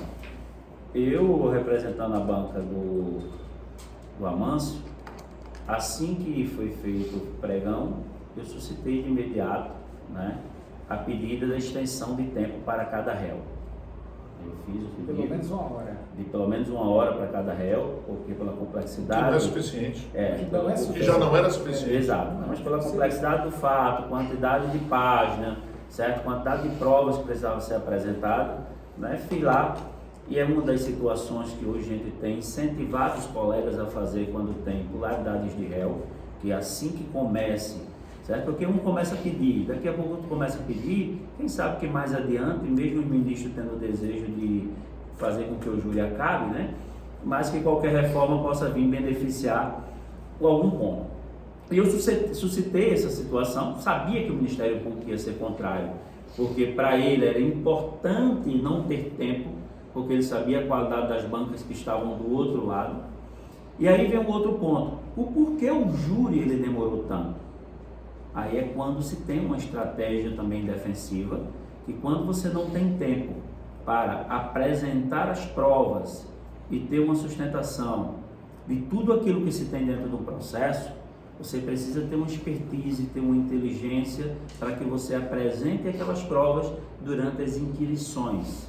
Portanto, o processo de inquirição ele terminou sendo muito longo, porque aquilo que poderia ser apresentado durante os debates, como não tinha tempo, precisou teoricamente se antecipar os debates. A exemplo disso que eu fiz a inquirição do nosso representado, eu fiz uma inquirição aproximadamente de 4 horas com ele, né? 4 horas e meia. Mas doutor Sandro, 4 horas e meia perguntando, já passamos 5, 6 horas com o delegado, com outras pessoas, da mesma forma que a gente pergunta em 2 minutos e também é o suficiente para saber se aquela testemunha é importante ou não. Aí um dos fatos, né, da extensão desse processo, de dias desse processo, sempre é na questão da inquirição, porque o meu cliente, primeiro ele teve o cerceamento de autodefesa dele, que é uma das nulidades aí absolutíssima dentro desse processo, que ele foi tolhido de apresentar todos aqueles pontos e anotações que ele tinha, que inocentava ele, e o juiz passou lá quase 30 minutos pesquisando para tentar negar, não conseguiu negar, mas mesmo assim, pela autoridade dele naquele momento, foi tomada aquela atitude, né? Aí terminou o julgamento, ele ficando longo por causa da situação. E um processo, sendo aqui mais breve aqui para passar para o doutor Armando, eivados de erro, certo? Um processo eivados de falhas, um processo desde o início, né, cheio de malícias para poder realmente condenar as pessoas. A gente identifica ali de cara vários erros. Um exemplo, um laudo das cápsulas que foram pegas, que era de um lote da Polícia Civil, mas não tem ninguém da Polícia Civil que foi denunciado. Como é que chegou? Onde foi que foi feita essa pesquisa? O próprio réu colocando, tem um laudo dizendo que cápsulas são foram encontradas no da local Polícia do crime. Civil.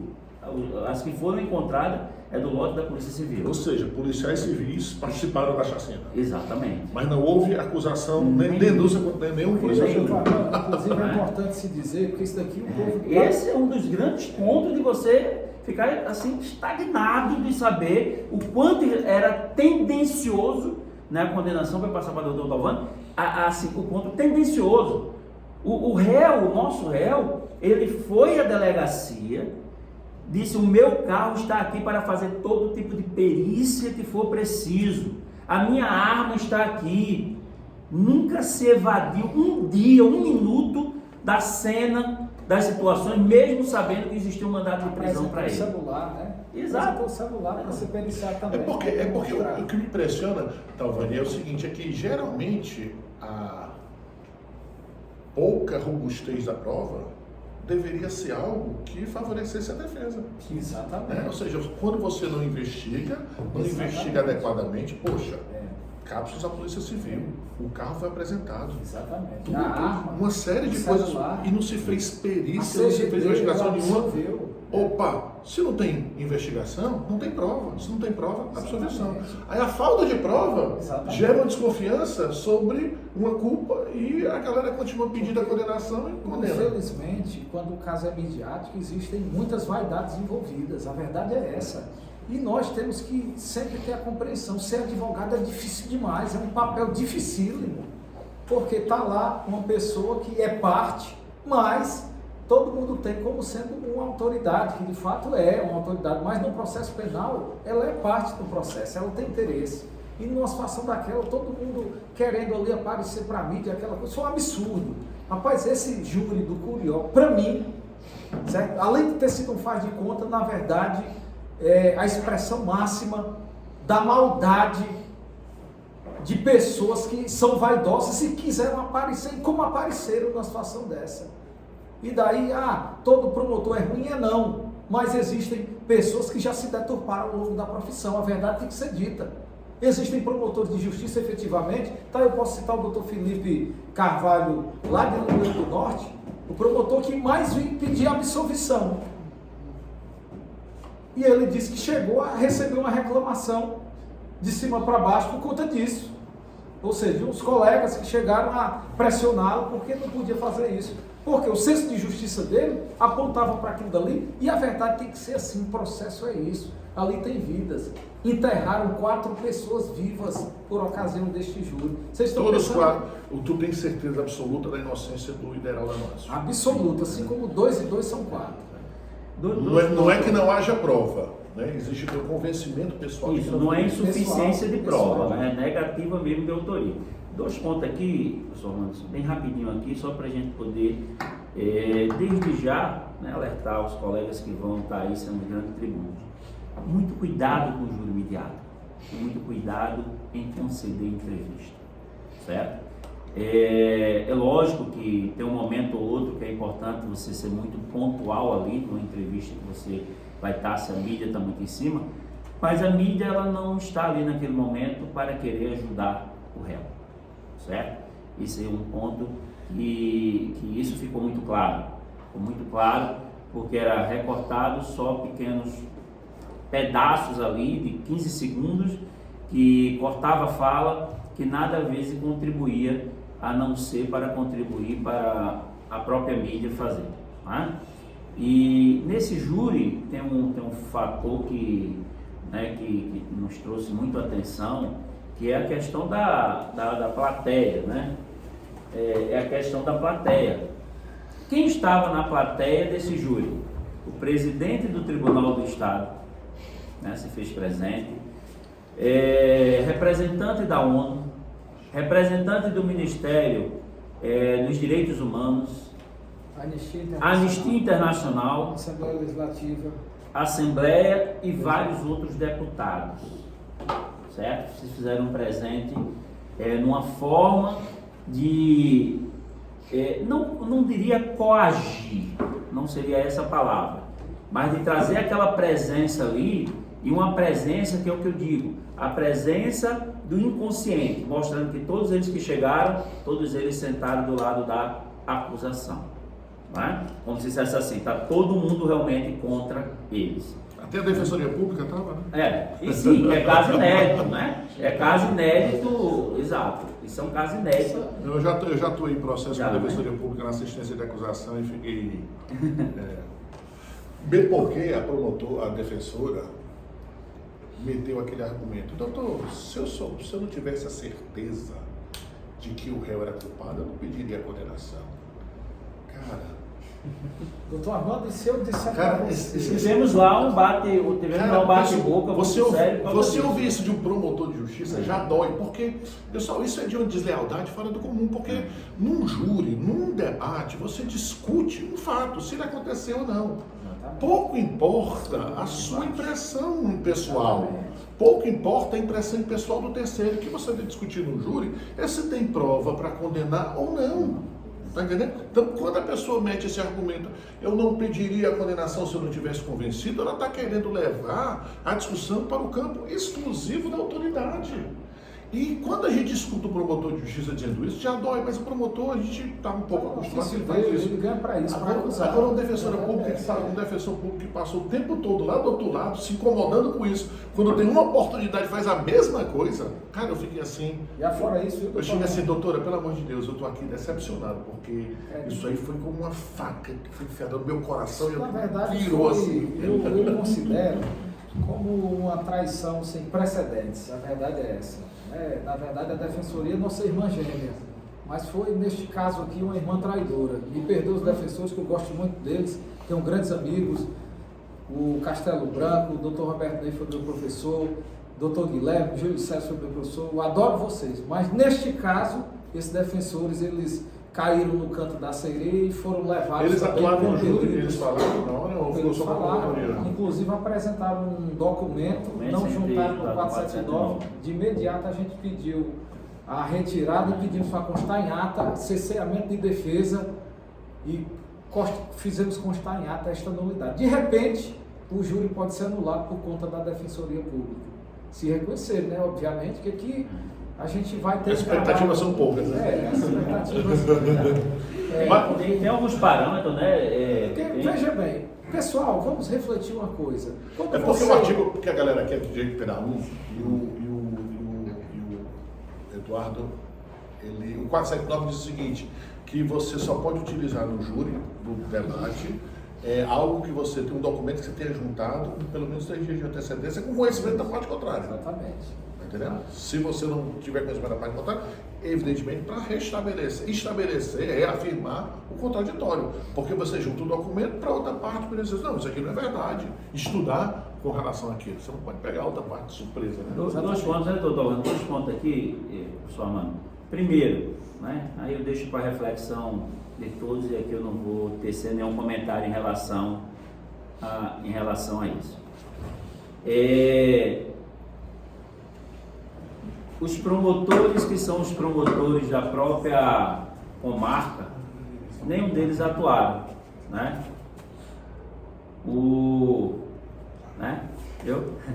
Os promotores, que é o promotor de origem da comarca, esse é o promotor natural. Né? O promotor natural não quis atuar, né?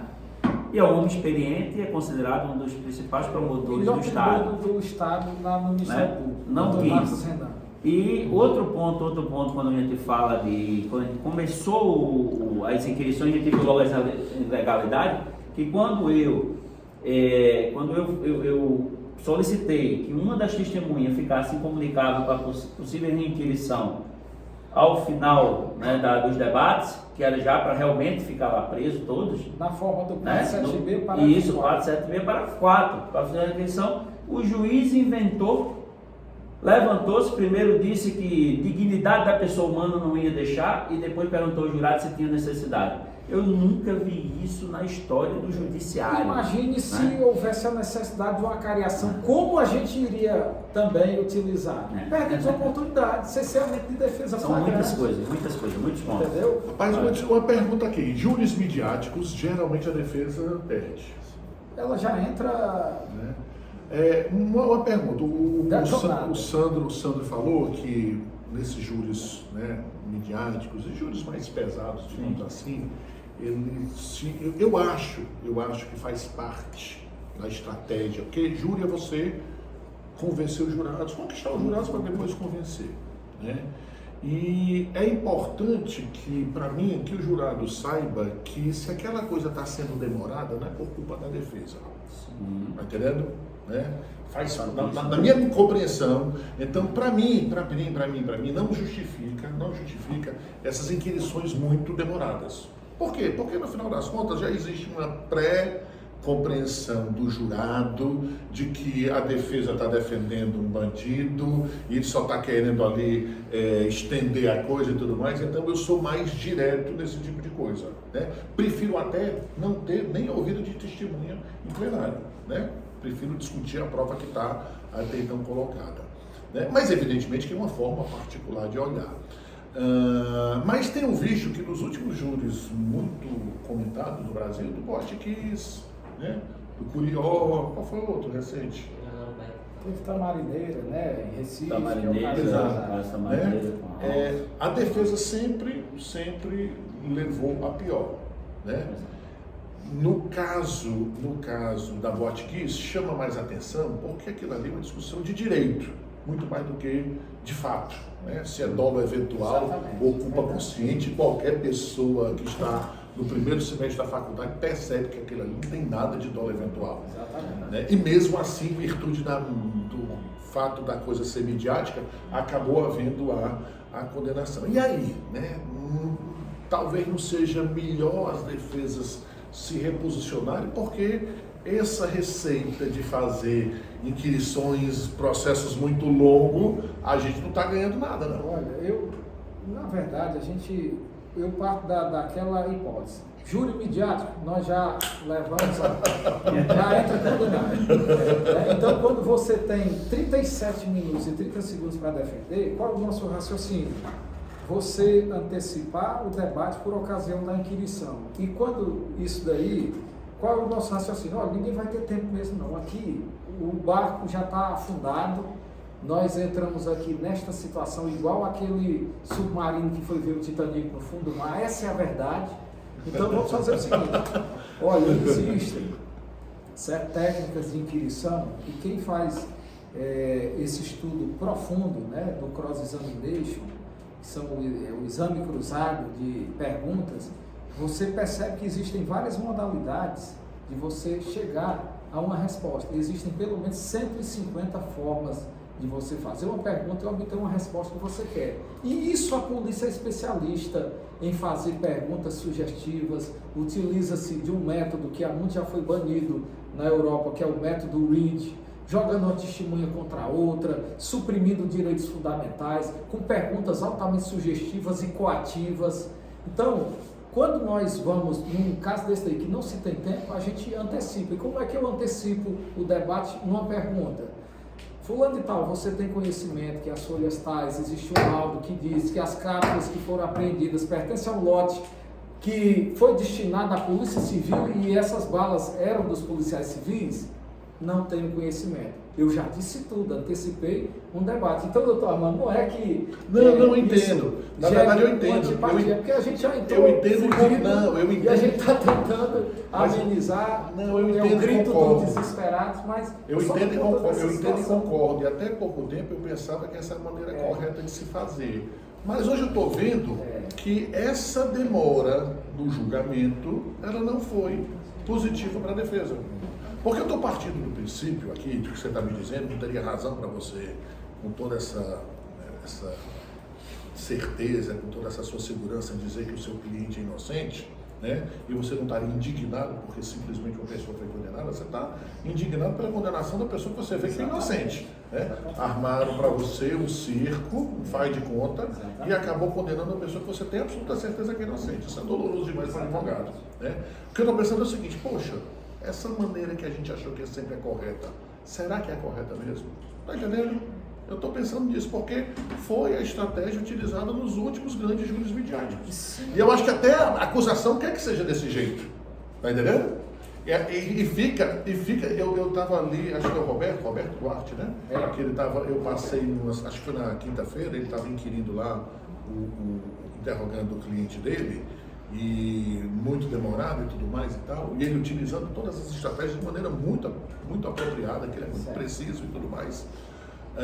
E eu notei até, teve até um desentendimento com a promotora, né, porque, e tudo mais. Aí a promotora utilizou aquilo ali para se vitimizar, para mostrar que a coisa estava demorando por causa da defesa que estava estendendo, tá entendendo? Aí eu fiquei pensando assim, poxa, eu faria a mesma coisa, mas será que é o certo mesmo, tá entendendo? Porque antigamente, quando eu perdi um júri, eu botava a culpa em todo mundo. Eu botava em culpa do promotor de justiça que tinha amizade demais com o júri, colocava a culpa no júri porque o júri não conseguia entender e não sei o quê. Há 15 anos atrás, a culpa de eu perder um júri é minha. Eu não conseguia alcançar o jurado como eu deveria. Alguma coisa falhou. Ou porque eu não soube escolher bem, porque eu não estudei bem o jurado, porque eu não apresentei o argumento. Alguma coisa, se o meu cliente é inocente, o processo é bom para a defesa, se o cliente foi condenado, a culpa é minha porque eu não consegui fazer o que deveria. Está entendendo? Aí fiquei pensando, se eu pegar um próximo júri midiático, eu vou pensar muito, porque uma primeira lição me diz, olha, eu tenho que esgotar a testemunha, esgotar o acusado e tal, mas não está dando certo. Será que... Enfim, e aí? Tem um ponto aí, falando ainda de júri midiático, né? Eu, conforme eu disse, eu sou um pouco contra a questão das entrevistas já, por causa dessa situação, mas nós temos utilizado uma estratégia em alguns júris que tem dado certo, não na aprovação do Curió, até porque a balança ela é muito diferente, né? Só a defesa aqui é a defesa, e ali está o Estado todo poderoso, está a polícia, está a mídia junto, está todo mundo ali do lado da balança. É a questão de você trabalhar e ver eficiência de trabalhar, principalmente quando a cidade, mesmo tendo um júri que às vezes é mediado, mas ela é uma cidade menor, é o chamado pré-júri. Né? O que é o pré-júri? A gente começa a trabalhar nas mídias, trazendo uma humanização daquele réu para que ele possa ser visto de uma forma diferente. O porquê eu digo que eu sou contra da questão da entrevista durante o júri? O jurado já está incomunicável, pelo menos a gente acredita, né, que passaram 6 dias incomunicável. E ali ele não está tendo mais aquele contato em si ali, daquela questão que a defesa possa trazer um tipo de argumento que seja um argumento positivo, que vai mudar qualquer concepção. Mas antes do júri, fazer o pré-júri, né, ele é muito importante para que você busque trazer também a questão dessa humanização de uma forma, né, mais prática dentro da questão. Eu fiz um júri, Armando, e assim, e é feito disso, é muito relativo a questão de demorar mais ou demorar menos. Eu fiz um dos júris agora há pouco, final do ano passado, no Rio de Janeiro, que provavelmente foi um dos júris mais perigosos do Brasil, que foi da primeira mulher miliciana do Brasil, Tia Rose. E só para a segurança do fórum foram 80 homens de fuzil, né, para fazer aquele júri. E foi um júri que ela foi absolvida e que houve uma demora, né? Era preciso ter uma demora ali, e mesmo assim teve. Era midiático, muito mais ali, não a mídia que se criaram aqui, entendeu? Até para, na realidade, o júri do Curió foi para o judiciário demonstrar os 150 anos dele, tudo isso, né? Vieram atrelado. Não era nessa mesma proporção, mas é o que a gente diz, cada júri é um júri, né? A sua análise ela é perfeita em dizer que vários júris midiáticos não têm visto esse resultado de uma forma, mas que também eu vejo que nesses júris que são maiores, uma forma que você tem, sabendo que teoricamente você tem pouco, teoricamente não, de fato você tem pouco tempo para defender, tem várias situações, é você ir pelo menos para a possibilidade de você acreditar que pode ter uma revisão criminal ou pode ter um novo júri. E são nesses momentos, nesses fatos, pelo menos eu particularmente, quando eu faço as inquirições buscando trazer as nulidades possíveis para aquele processo. Quando eu faço uma inquirição, e aí eu faço, professor Armando, só para vocês entenderem, eu faço uma inquirição e eu tenho uma técnica de fazer perguntas periféricas e pergunta central. E a pergunta periférica, às vezes ela demora mais um pouco, às vezes o juiz ele fica desatento, às vezes o Ministério Público está desatento, e eu tenho uma pergunta ali central, e aquela pergunta central que ou eu vou trazer uma realidade do fato real, ou eu posso implantar uma possível nulidade naquele júri, né? Mas cada júri é uma história, cada júri é fantástico, cada júri é uma paixão e precisa ser estudado de uma forma diferente. O outro júri que nós lembramos é daquela deputada federal, lá da Flor de Lis, né, que também teve o mesmo resultado. Esses processos midiáticos, eu tenho uma compreensão diferente, Sandro, de ti do pré-júri, tá entendendo? Na verdade é o seguinte, para mim, né, advogado é vaidoso demais. Né? Vamos reconhecer. A gente gosta. Advogado criminalista, principalmente, tribuno. Né? O cara que gosta de passar 2 horas, 3 horas defendendo uma pessoa, ele tem uma vaidade mais, né, à flor da pele. Né? Só que a gente precisa ter cuidado que às vezes o excesso de divulgação do caso prejudica o cliente. Né? Sim, e os juros midiáticos são isso. E a minha compreensão é justamente o contrário. Assim, eu fico torcendo para que não toque no meu processo, tá entendendo? Para ser que nesse júri dessa miliciana, que não teve tanta repercussão, né? E você conseguiu, embora fosse um processo muito pesado e que deveria ter uma outra repercussão, você conseguiu, com toda habilidade, com todo conhecimento, com toda estratégia, absolver. Se esse processo tivesse a mesma preocupação da mídia que teve do Curió, dificilmente seria. Agora a Marabaia que é a mesma situação, a Globo, o sinal já marcou, já dizendo que já vai ter. Pois é. E eu me lembro que eu falei esse negócio de tentar humanizar. A Suzane, vocês são mais novos do que eu, acho que... Tu tem quantos anos, Suzane? Tem 37. É um menino. Não sei se o Sandro lembra que quando a Suzane von Richthofen foi ser julgada, o advogado dela, que é do Papo Criminalista... Foi o Mário Nassif. O Mário Nassif, né? Eles, para mim, enfim, o que é que aconteceu? Eles foram habilitados no processo e marcaram entrevista para ela dar para o Fantástico. O objetivo da defesa foi o quê? E absolutamente correto. Existia todo o movimento da imprensa tratando a Suzane von Richthofen como o inimigo a inimiga número 1 do país. Uma monstra. Não sei se vocês se lembram do Pânico na TV, toda vida que ia fazer qualquer sátira com ela, era sempre ela com a cabeça virada assim e alguém apontando um crucifixo. A mulher, ainda hoje, ela é meio que um câncer considerado perante a sociedade. E o objetivo do advogado foi o quê? Foi tentar humanizar, dar entrevista, porque ela cometeu um crime horrível e tudo mais, mas, pessoal, às vezes uma pessoa comete um crime horrível e é gente boa, e é humana, tá entendendo? Infelizmente, ninguém está livre disso. A gente fica pensando, eu sou incapaz de fazer isso, muita gente diz que é incapaz, mas só que aparece aí é namorada morta, é namorado morto, né? Ontem eu li umas 3 notícias de uma mulher se juntou com a amante para matar um namorado, não eram nem casados. Podia só terminar o namoro, não. Então são coisas que a gente vê, poxa, às vezes as pessoas se colocam em determinada situação e fazem uma loucura. Enfim, o objetivo deles era humanizar. Tanto é que ela estava microfonada, não sei se vocês se lembram disso, não sei se o Sandro lembra disso, né? Em determinado momento ela não conseguia mais responder as perguntas, né? E pediu para sair. Aí foi conversar do lado com os advogados, o advogado chegou e disse para ela, responda isso, chore mais. Pediu para ela ter uma estratégia de passar um coitadismo, o que não era nem necessário, porque ela já tem uma figurinha de coitado. E ela, não, eu não quero dar entrevista, não sei o que, tal. Ou seja, o objetivo dos advogados foi trazer essa humanização. Eu tiro totalmente isso pela culatra, né?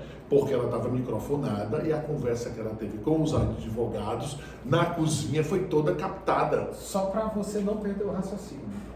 Quando a defesa no primeiro dia lá estava posta, a imprensa colocou um microfone de alta precisão de trás da gente, um aparelho desse tamanho. Aí botou assim um lixo no meio, o saco de lixo, né, a cesta. Isso daqui, se eu falar cochichando aqui, pega lá. Cara, imagina que um monte de advogado de defesa pode não falar, porque quando a gente está no grupo, a gente fala um monte de coisa, né? Mandei chamar lá a gestão, né, do Tribunal de Justiça. E disse, o que é que está acontecendo aqui? Esse microfone aqui está gravando o quê? Com autorização de quem? Aí não, vou chamar o pessoal da imprensa, aí veio lá um desconfiado. Aí disse logo assim, não, doutor, aqui é só para gravação interna, isso mesmo, retira isso daqui de imediato. Isso aqui é uma falta de respeito. Aí foi, tirou ali, meteu o rabo dentro das pernas. Porque quando a gente está no grupo menor, maldade. Quando a gente de repente tivesse ali, na hora que o juiz indefere um negócio que a gente... Não, e de repente, exato, e definir, você fala, puta que pariu, filho da desgraçado, não sei o que, você fala um monte de coisa que você fala eternizar, não tem sentido você considerar aquilo ali como se fosse... E se pega e botou na acusação também. Imagina aquele inquirição demorada de vocês, o que os promotores não estavam dizendo de vocês ali, essas conversinhas com a defensoria doida, essas coisas que você faz. O Lucas só assistiu quase todo, foi? O Sandro, no dia que ele estava sendo inquirido lá, no primeiro dia que o juiz começou a faltar o respeito com a defesa, porque ele estava mandando acelerar. Aí dizendo que a defesa estava fazendo diversas perguntas, né? Aí ele, doutor, assim, com todo respeito, tanto com o juiz quanto com a testemunha, né? A testemunha também ela foi muito agressiva com a defesa, né? Ele até falou, olha, se eu estiver desrespeitando a senhora, eu peço desculpas, né? Ele foi bem calmo, solícito, mas eu pensei assim, na cabeça dele, caralho, cara, meu Deus, o que está acontecendo aqui, esse juiz aí? Porque esse juiz ele tava toda hora, vamos doutor, de novo, essa pergunta, o senhor já fez, vamos, doutor, é só interferir, então com a calma, tranquilidade. Isso é importante que ele está falando, professor, só para a gente trazer aqui, né? Isso eu disse, como é que precisa às vezes a gente se comportar para que os jurados entendam que a culpa não é da defesa, certo? E ali eu fui de uma forma muito clássica, ao final, por sinal, essa testemunha chorou e veio me pedir desculpa. Quando o juiz perguntou, disse, ela tem alguma coisa a acrescentar? Ela disse, só tem uma coisa, pedir desculpa a esse advogado que ele não merecia eu tratar ele da forma que eu tratei. Ele era a mãe de uma das vítimas, né? E começou a chorar e se levantou e me deu um abraço. E isso daí foi um dos pontos altos do júri, né? E foi um dos pontos altos do júri. Mas aí veja a resposta que quando o juiz, ele começou a questionar, ele disse, doutor, acelere. Vossa Excelência, trata a máxima vênia, eu respeito demais o trabalho da presidência de Vossa Excelência. Mas deixa eu só esclarecer aqui, Vossa Excelência. Eu sei que o júri é um júri longo, um júri cansativo, mas Excelência, ninguém aqui, Excelência, vai passar um tempo que um réu desse pode passar na cadeia, se caso tenha aqui um erro na análise das provas e uma pergunta que deixe de ser feita para mostrar ou a inocência ou a verdade dos fatos. Portanto, Excelência, o senhor como presidente, o respeito que eu tenho, eu vou continuar a minha inquirição e o senhor como presidente, o senhor pode indeferir as perguntas que o senhor acha que é repetitivo. Eu ainda queria ela por mais 40, 50 minutos e ele não falou mais, né? E os jurados também ficaram atentos e vendo ali.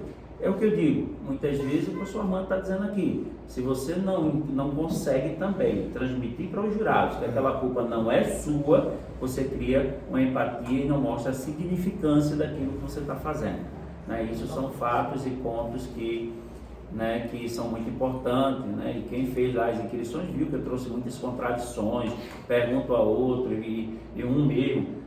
O caba disse que socorreu uma das vítimas sobreviventes, uma das testemunhas, e socorreu porque ela estava gritando e chorando muito. Na hora da inquirição dela, eu perguntei, e como foi seu comportamento? Ela disse, eu não consegui nem falar. E outra coisa, justamente essa testemunha, teve um caso bem interessante, até a doutora Alice, promotora, ela disse, você ouviu muitos tiros que pareciam fogos de São João? Aí ele disse, não, eu ouvi o grito dela, interessante, que fogos de artifício daquele na dicção do Ministério Público, de tanto tiro que era, ele não ouviu isso não, mas ouviu o grito dela. Né? Na verdade, assim, foi um absurdo, muitas mentiras, essa é a realidade, certo? O meu cliente, especialmente, é um pai de família que foi enterrado vivo, um dos maiores erros judiciários deste Estado.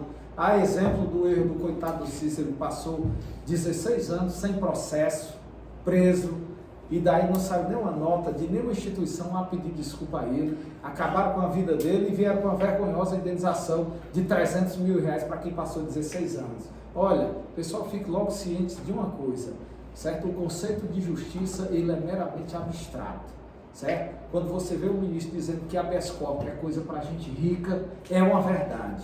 Porque quando um pobre pleiteia um habeas corpus, se ele fundamentar liminar, se esbarra na súmula 691 do STJ, que diz que não é possível entrar com a liminar quando um relator ele indefere liminarmente um pedido aqui no Tribunal de Justiça. Mas a depender de quem seja, lá supera-se a súmula e concede a ordem de ofício. Eu pergunto, isso é justiça? E daí existem vários e vários casos de coisas absurdas que se acontecem diariamente. A gente às vezes tem aqui o direito, 95% dos habeas corpus que a gente protocola são negados.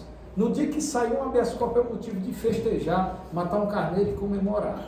A verdade é essa. Mas no dia que aconteceu aqui, doutor Armando, e já encerro, um juiz que foi magistrado e decidiu ser defensor público, ele se embriagou, de repente tinha uma blitz, ele se evadiu da blitz e causou um acidente, quase que matou uma pessoa aqui no estado do Ceará. Ele foi preso no sábado de noite, quando foi no domingo de manhã tinha um habeas corpus de ofício soltando ovo, sem ninguém provocar. Aí daí você me pergunta, é difícil ser defesa, certo? Você tem que realmente preparar os lombos, engrossar, na verdade, a sua pele, porque é só não por cima de não. E você, para ter sucesso da advocacia criminal, você tem que ter muita resiliência, coragem de enfrentar esses absurdos. E num momento desse daqui, se talvez uma conversa dessa que nós estamos falando aqui, entre quatro paredes, vazar, talvez tenha busca e apreensão na minha casa. Vamos filmar a galera aí também para fazer. Essa semana. Eduardo, essa semana eu estava. Semana passada eu pedi para o Eduardo fazer uma pesquisa no Tribunal de Justiça, que a gente está defendendo aqui um processo de indenização. Né? Lembra que as indenizações para o uso de imagem. Né? Uso de imagem, né? Aí o Tribunal de Justiça condenou duas, eu estava lendo isso anteontem, né? Eu passei para o Gilvan. Em 2 casos, a imprensa utilizou a imagem da pessoa no jornal, associando a crime e a indenização de R$10 mil. Não foi? Né? Isso, tu fez essa pesquisa tipo umas 3 semanas atrás, não foi? Aí, por causa desse projeto, do Alforria, do primeiro projeto Alforria, né, de rever erros judiciários, eu pedi para tu fazer uma pesquisa também sobre ele. Foi tu que fez? Né? Não, essa daí não. Sim, do judiciário. Do judiciário, sobre condenações indevidas, né? O cara passou 1 ano e 7 meses preso, o outro passou 2 anos preso, sai para a indenização do Tribunal de Justiça. Chuta. 20 mil reais. Acredito. 20 mil reais. O cara passou 1 ano e 7 meses preso, depois foi absolvido pelo júri. O outro passou 2 anos, indenização de 20 mil reais. Uma pessoa utilizou indevidamente a imagem do outro, associando a crime, que é uma coisa grave, 10 mil. Como é que passar 1 ano e 7 meses preso indevidamente pode ter só o dobro de indenização de uma pessoa que teve a sua imagem utilizada indevidamente? Eu não mandei algumas decisões porque eram de outros temas, mas eu vi decisões, por exemplo, de pessoas que foram presas porque foi cumprido um mandado de prisão que estava em aberto com um nome igual da pessoa, mas não era a pessoa, só tinha um nome igual, e a pessoa foi presa e passou. Eu vi que a pessoa passou 3 anos presa. Esse aí foi 40 mil reais. 3 anos presa, não tinha nada. Isso é uma coisa aqui que parece cômico, mas é trágico demais. Na Paraíba aconteceu a mesma situação. Um erro judiciário que foi reconhecido, inocentou completamente a pessoa que lá foi acusada. Ele entrou com a ação indenizatória, o tribunal condenou ele porque não podia entrar com essa ação de indenização. Não. E nesses 2 casos de 20 mil, em primeira instância, a justiça negou. Para eu pegar essas decisões de 20 mil é porque eu eliminei várias que eram menos. Em primeira instância negou, é improcedente. A maioria das vezes, o juiz dava uma indenização de 20 mil e na segunda instância o tribunal dizia que era exagerado. Depois prepara um segmento aí do escritório que eu vou trazer muitos casos aqui de gente que foram E outra coisa, essas indenizações a preço módico, digamos assim, é um desserviço à causa do erro judiciário, porque vai incentivar. Poxa, se o Estado, através do Poder Judiciário, ele condena indevidamente a pessoa que passa 3, 2, 1 ano e meio, não sei o que e tal, e quando vai reconhecer só vai pagar 20 mil reais, aí qual o problema? Vou começar a condenar as pessoas e fazer um acordo. Tem que haver, na verdade, um processo de responsabilização, desde quem investiga até quem acusa, sem provar. Mas é uma jurisprudência já é pacífico do STJ que o agente público não responde. Mas isso é um absurdo, entendeu? Porque existem coisas. Tá aí, eu vi um caso infinitamente, um delegado se sentiu desafiado no interior por causa de uma laçadora e de repente ele criou uma situação disso aqui, a partir de agora é pessoal. De repente prenderam até o advogado, que era previdenciarista. Entendeu? Aí na situação dessa daí, por mais que se tenha, é uma jurisprudência imoral, a verdade é essa. Entendeu? Porque pai cego não faz isso não. Tem que haver um processo de responsabilização pelo cometimento de atos ilícitos por parte do Estado. Porque o ser humano que é vítima de uma ação penal pesada, a vida dele nunca mais é a mesma, ainda que ele saia absolvido. E neste caso eu fui advogado desse advogado previdenciarista, conseguimos absolvê-lo, mas até hoje não tem depressão em decorrência de uma prisão de um dia. De uma falsa acusação, por conta de quê? Do delegado que disse que era pessoal, porque a laçadora disse que não iria parar de pegar os processos previdenciários, porque o delegado estava achando ruim na cidade, e às vezes o delegado chega lá, pensa que é o rei, e quem manda é ele, e porque foi contraposto ou contraditado por uma pessoa que estava ligando a sua vida, pegando um processo previdenciário e levando para o coitado do advogado, ele resolveu logo denunciar todo mundo, foi para a mídia, e cadê que ele se retratou e pediu desculpa? Bom, a gente está dizendo esse processo que aconteceu comigo, para a gente encerrar aqui, que vocês têm um compromisso daqui a pouco. Foi um cliente que passou 4 anos preso, 4 anos, foi? 4 anos preso. Né? Foi levado a júri, sem prova nenhuma, sem uma prova, recorri em sítio distrito, o tribunal manteve a pronúncia, fui para o STJ, só que o STJ estava demorando a julgar o recurso especial, eu desisti para ele ser levado logo a júri. Entre a desistência e levar a júri foram 8 meses. É para desistir de um recurso para a pessoa se livrar. Primeiro júri sem prova que ele foi condenado. Meu Deus do céu. Recorre ao tribunal. E o tribunal reconhece que a decisão foi manifestamente contrária à prova dos autos. Porque a única prova que existia entre os autos, prova de ouvir dizer, foi isso? Eu estou com a memória horrível. Existiam 16 testemunhas em todo o processo. Dessas 16 que foram ouvidas no campo judicial, 10 sequer ouviram falar quem teria praticado o crime.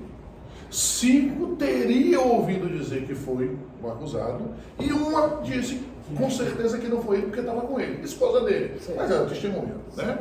E com base nessas 5, e essas 5 testemunhas que ouviram dizer, a gente perguntava, mas ouviu dizer de quem? Quem foi que ele disse? Me diga a pessoa, não, estão dizendo. Puta que pariu, né? Com base nessa prova foi levado a júri. E fui até lá, sem muita expectativa, porque se o tribunal já tinha confirmado a pronúncia, naturalmente vai confirmar a sentença do júri. O tribunal entendeu que foi manifestamente contrário à prova dos autos e mandou novo júri. Aí é que a coisa piorou, porque no dia da sustentação oral eu perguntei ao desembargador, o desembargador adiantou, doutor, já dei provimento aqui a sua operação, o senhor abre mão da sustentação oral? Eu disse, doutor, abro sim, mas eu queria saber por quê, porque tinha alegado alguns preliminares, né? Senão não, o julgamento manifestamente contrário à prova dos autos. Eu disse o seguinte, olha doutor, se o julgamento é manifestamente contrário à prova dos autos, é porque falta o fumus comis delicti. Julgamento manifestamente contrário à prova dos autos, se falta o fumus comis delicti, indício de autoria, natural que o cara seja solto, para não eternizar uma prisão ilegal. O presidente da denúncia. Tribunal de Justiça, pediu um habeas corpus de ofício, né? Não sei o que, não negaram. Desgrila, né? Desceu, entrei com o pedido, o juiz negou. Na véspera do recesso forense de 2022. Foi levado a júri no dia 2 de fevereiro, que foi o dia até que eu faltei, que foi o primeiro dia na aula de FO. Lembra que foi o Jacó que foi me substituir? O júri foi no dia 2 de fevereiro e ele foi absolvido, porque evidentemente não tinha prova. Mas o promotor pedindo, né? O promotor até alegou a nulidade, que foi julgada o recurso de apelação do promotor essa semana. Ou seja, nós temos aí, o cara foi preso, e o Tribunal de Justiça disse que a decisão condenada foi manifestamente contrária à prova dos autos, porque a única prova existente é de ouvir dizer, mas o cara ficou preso com base numa prova de ouvir dizer que a jurisprudência já não aceita mais, durante mais de 4 anos. 4 anos preso. Era por isso que a gente estava fazendo essa investigação, para saber quando a gente vai levar de dinheiro nessa história. 20 mil.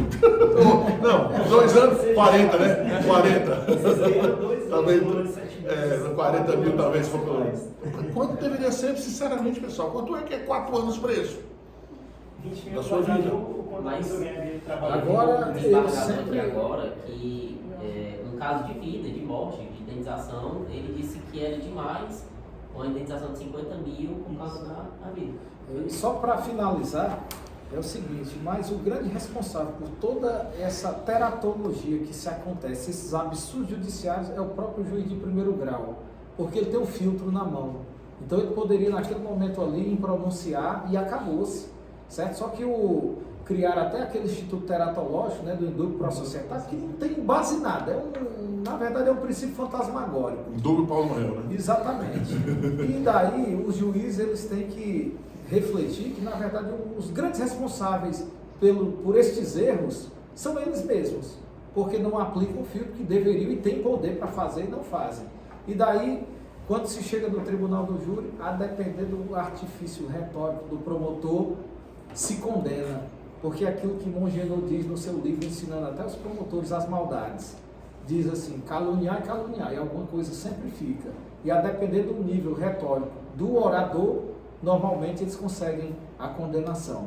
Essa é a verdade. Se eu fosse um promotor de justiça, Armando, e fosse maldoso e deturpado, no sentido de achar que aquilo dali era um jogo de futebol, que eu tenho que ganhar por ganhar, o cara absolveu, não tinha, era 0 na minha mão. Não seria assim não. Tá bom, meu irmão, obrigado. Obrigado mesmo. Sandro, obrigado. Muito obrigado. Vamos fazer outros encontros aqui, levar vocês lá para a Unifol, porque teríamos uma assistência até maior, né? E é muito importante, o objetivo aqui é dividir as experiências, né, com essa galera que está chegando aí, está chegando com força total. A Sara e o Pedro foram os primeiros que participaram do projeto do júri. Eu vi nas redes sociais. E eu estava muito preocupado no dia, porque eu não queria que eles participassem só por participar, né? Certo. Poxa, dá 10 minutos lá para falar um monte de baboseira, de groselha e tudo mais, já seria massa, né? Porque só em participar, mas eu cheguei, não, a Sara, eles são foda, eles são preparados. Fizemos lá até uma, como é que chama? Aquele que nós fizemos, vocês apresentaram, uma prova, não, a sustentação oral. Não, fizemos simular, não, nós fizemos um teste lá com 20 pessoas e só provamos 10. Lembra que vocês fizeram lá a sustentação oral? O processo seletivo, faltou a cabeça do... Né? Não vou perder tempo com a Sara e com o Pedro falando groselha lá.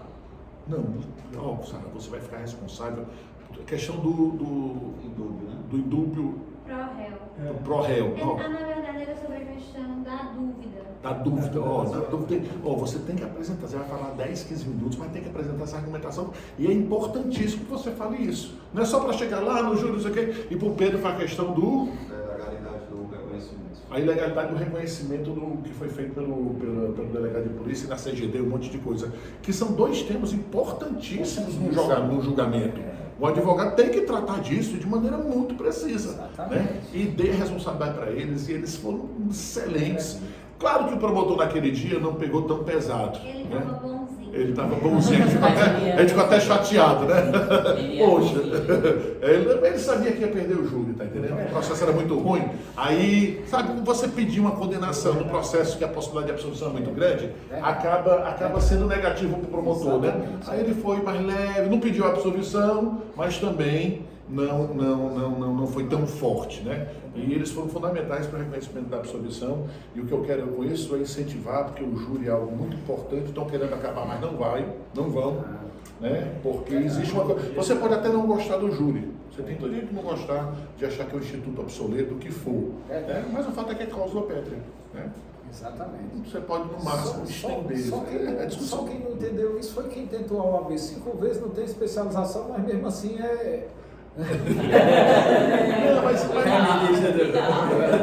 Vai trabalho, vai chegar lá, buscar a pressão.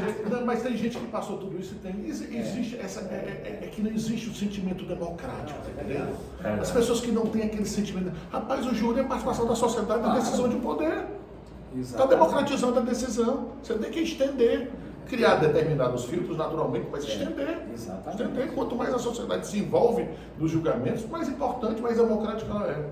Queridos, obrigado. Muito obrigado pela oportunidade, a cada um de vocês, obrigado pela atenção. E chame a galera para fazer júri no projeto, né? Nós estamos aí, uma galera. Vamos fazer, inclusive eu tenho um júri pesado aí que eu quero.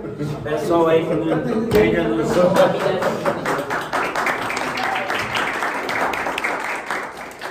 Segue a gente ainda nas redes sociais aí, ó, Sandro_Silva_ADV, certo? Sempre lá com os vídeos, com transmissão ao vivo.